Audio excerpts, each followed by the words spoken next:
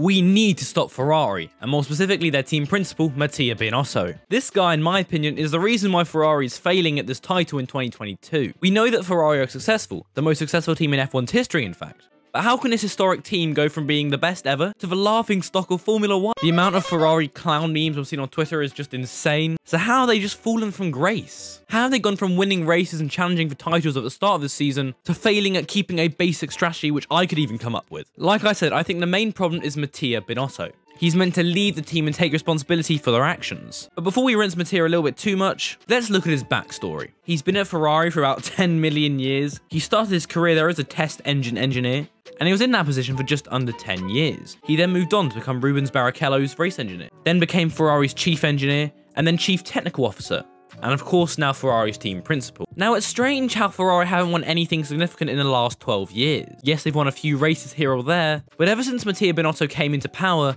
they've really been on the decline. And it's obviously eventuated in 2020 where the team came 6th, their equal worst in the history of Formula 1. Now obviously Mateo Bonato isn't the only reason that Ferrari are failing at this championship, but I think he's the main one. I mean obviously there are rumours up and down the paddock that he's not the nicest guy to be around, but I think this is why. Mateo Bonato has obviously worked his way up from being an engineer. This obviously means he is pretty smart. You see with all successful F1 team principals like Christian Horner or Toto Wolff, they're not necessarily the most academically gifted. I'm not saying they're like dumb by any means, but I mean in the sense of Formula 1. For example, Toto Wolff, he's a businessman and lawyer first, not a mechanic, and yet he still won 8 world titles in a row. So this shows maybe to be a great F1 team principal, you don't even need to know a lot about Formula 1. Obviously you need to know a little bit. I'm not saying we need a Ted Lasso. I'm not saying that a football manager could come across to F1. Well, maybe they could, no one's tried it. But it seems that the goal of an F1 team principal is to manage the team. You're the team leader. See, if you're smart, I think the best way to become a team principal is to hire people that are smarter than you. Your aim is to coordinate them all. You get the best aerodynamicists, the best engine manufacturer, best engineers, and you bring them all together. That's how you create a great F1 team. Or you can just have a team principal bogged down on the mechanical stuff and not really care about anything else. Now, Mateo Bonato is obviously a super intelligent guy, but when it comes to being a great leader, I don't think he's the right man for Ferrari. Like, he sort of shifts blame away from himself and Ferrari. He's kind of like, oh no, you know, if we failed at this, it's not our problem, you know, it's fine, just brush it off, no worries. I mean, mate, you're literally losing an F1 championship. You're just like, it's no worries, so chill. And then like in Monaco, they're just like, you know what, no big deal, you know, we didn't mess up. How are you that stupid? Your drivers are literally better strategists than your actual strategists. I mean, literally, your drivers are saying, hey, let's do this. Maybe this is better. Your team say no. And then when you go and do your thing, you fail at it. And it seems that the people who did the driver's option won the race. What? I saw a statistic in Monaco that if you get a front row lockout, the chance of you not winning the race is like 0 point something or other. It's so small. And somehow Ferrari seem to throw it away. And like Sebastian Vettel said, everyone deep down is a Ferrari fan. So while we can laugh at the mistakes they make, it also hurts to hear Charles Leclerc's radio messages. Stay out, stay out. That's rough.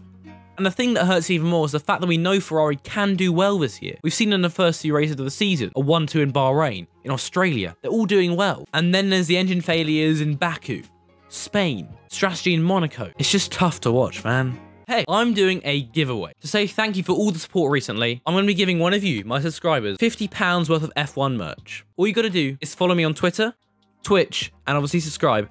And send me screenshots with proof on either Twitter or Discord. And by the way, if you do win, tell me what sort of F1 merch you want. It might be a Ferrari t-shirt, a McLaren cap, a Mercedes jumper, or if you want F1 manager, I'll buy that. Links down below. Good luck. And then of course there's Charles Leclerc. He's going for his first ever world title. Obviously all drivers make mistakes. We've seen him make 2 crucial errors this season. One was in Imola, where he spun on that chicane, and the second one was obviously France, where he binned it in. On Google Maps, it's actually called like Charles Leclerc's corner or something, which is just so sad. But like the 3 other DNFs he's had is because of Ferrari, and not to mention the other millions of points they've thrown away thanks to strategy. But I think mainly this all boils down to Mateo Bonato.